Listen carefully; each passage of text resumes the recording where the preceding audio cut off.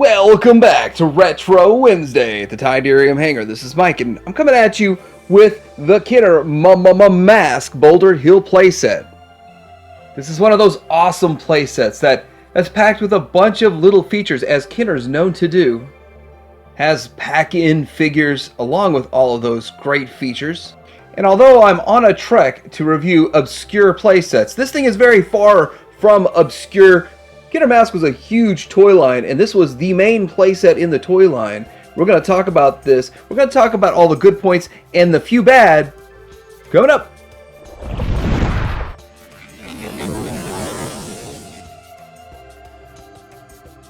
First off, we're going to have a look at the box, and of course, the box looks good. It's that M.A.S.K look to it. Boulder Hill, you get to see all of the different conversions, some from the simple base to an actual attack base. It just looks like a gas station. Nope, no, it's a attack station. We're gonna see all this on the box, and it's exciting. It's a big box. Actually, I feel like it's way bigger than maybe it should be, but we'll talk about some things they did that made it so big. So looking at the pack-in figures, it comes with Alex Sector and Buddy Hawks. And I believe these were available in like a separate pack. I'm not sure if they came as these two, or I thought Alex Sector came with someone else in his 2-pack. But anyway, these figures seem to be pretty easy to get your hands on and pretty common. And I think a lot of it was you wanted to get those same figures. You could buy them separate without having to buy the playset. I always thought Alex Sector should have been included with the Rhino, but that was my own personal belief. So looking at this with no figures or vehicles, which I think it looks best if it has figures and vehicles, but it looks nice and simple and plain. It's just a simple gas station. There's nothing to see here. Just keep driving. And overall, it looks good. Now, I've had this thing for over a decade. The stickers are all original. I didn't do any reproduction stickers on it or anything. And with that, I kind of like it when I've had stuff for a long time and a lot of it's original. Now, I'm missing a sticker on this pump. Maybe I can source another pump with a sticker on it or something like that. I'm not so worried about those kinds of things, but the more I mess with this and look at it, the more I think maybe I should. But going into it, let's start at the front here, and we're going to start with looking at these pumps. So it's pretty interesting with these pumps. Now, these hoses are reproduction hoses, meaning I just found some hose on some random toy that I was going to throw away anyway and cut it off and shoved it in there, and it worked. I don't know the gauge of hose or size of hose or anything like that, and I don't really even know. This is kind of like the hose to nowhere. I don't see any place it's actually supposed to plug in. You just kind of set it there and forget it there, I guess. But if I wiggle them a little bit, they kind of just fall out, so I'm going to remove them. Now, you could get black hoses or you could get orange hoses. I believe there's 2 different variations on that, black or orange. So looking at these are going to turn into guns, and you're going to operate them from the back of the playset once you turn it into attack mode. Looking at the front, we do see some windows, a door. Now, that's not an actual functioning door, and then we got some lower window pieces in there. And then looking further up, we see that we have a nice sign up here. That sign's going to turn into some fun stuff. We see just a standard boring door over here. They did a good job of making just the outside of it look very boring and simplistic, which is the whole goal and the whole key to this playset, knowing that there's a whole lot of stuff that's about to happen with this thing. But you do have a door, and when you open this door, it's easier said than done. You open the door, slide it in. It's opens to reveal the inside of basically nothing going on in there is the way it looks. But what I think of when I think of that is I think of this.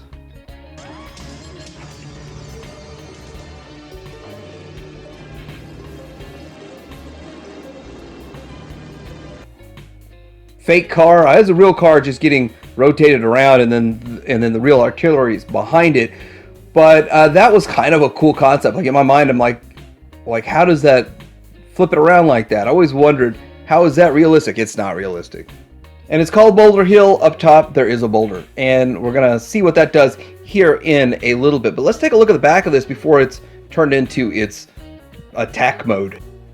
So here's the back of the playset before it's turned into its attack mode, and there's a lot of different angles going on here, but you're going to operate turning it to its attack modes with all of these levers, and the levers are actually connected with this one here is connected with a function underneath, and this bottom piece is like a tarmac, kind of like the tarmac that's used on the USS Flag, but it's not as big, and it's nowhere near as thick and not quite as heavy duty. But it's one giant long piece, and that one giant long piece is why the box is so big. So it has to be big enough to accommodate this long piece, and then of course all the other pieces inside of it. Now, looking in here, we do kind of have a gel cell and some interesting stickers and stuff like that goes along with it. And moving on up, it's connected. So this connects here. Now, we get into one of the negatives. It is kind of fragile, and as you can see, mine is bowing right here. These pieces kind of bow a bit. Maybe fragile is not the right word, but it seems like it's a flexible playset, and over time, some of these parts aren't as rigid as they should be, so it's harder to make them all stick together with them kind of bowing and moving and warping over time. Looking at the side of the playset, you can see just how long it is, and as you can see, we have some room in the back here to operate and do some stuff, and then we have room for a car to drive up and get fueled, so that's always some fun. There's that room for that car right there, and it's perfect for a great scene to just look like it's a gas station. That works outstanding. So let's go ahead and get this puppy converted. First, you want to lower this piece here. You want to set those guns by moving this. It's all friction based. You lower those guns and that front piece. Bring out the armored front. It's hard to show off the armored front armoring while you're doing it at the same time. But here it is in its more or less attack mode, and there's still one more feature to it with that boulder piece. But we're going to go through and look at each one of the features and all the fun that you can have with this thing. Once it's in this mode, it's kind of hard to really display vehicles on it. Maybe you got the one type of helicopter with it or something. So vehicles really are going to be standing out in front of it or beside it. I guess you could have your figures man the guns, but really the guns are sort of a remote type deal since they can move back and forth with the lever that's in the back. So that's kind of a cool feature.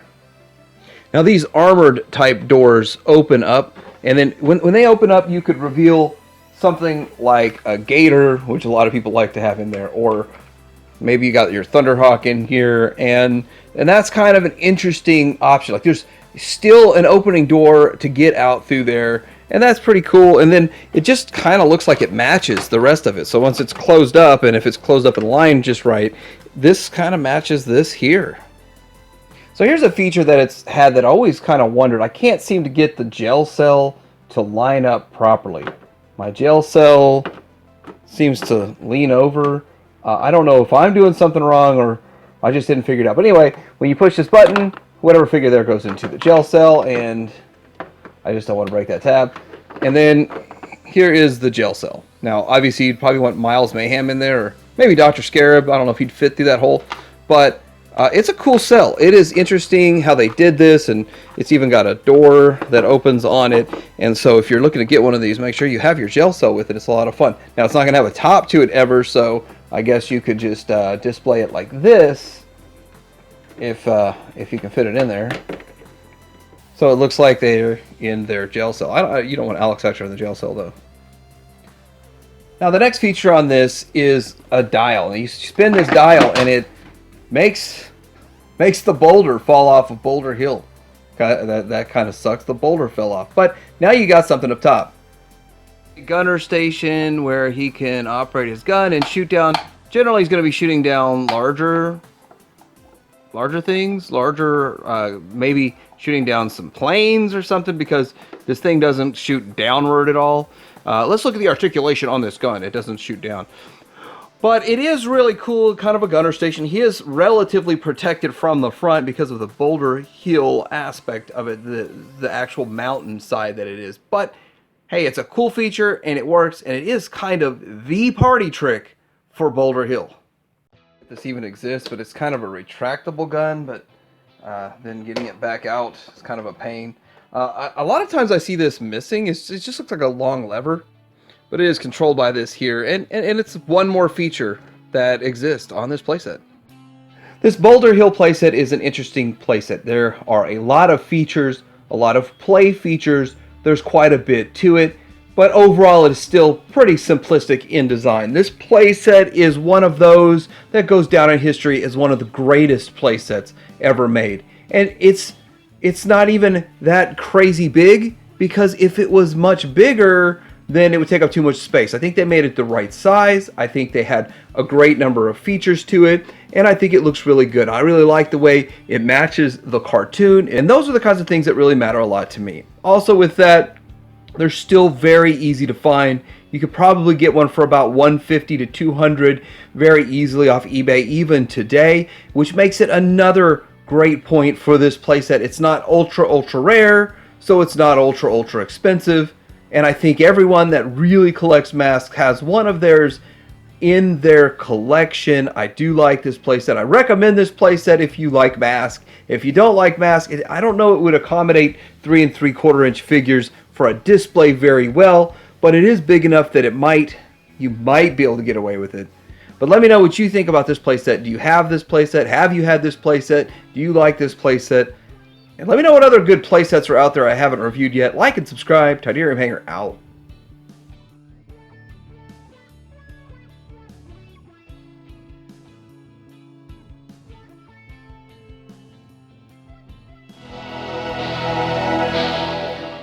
So now you know everything. As always, secrecy is of the highest priority.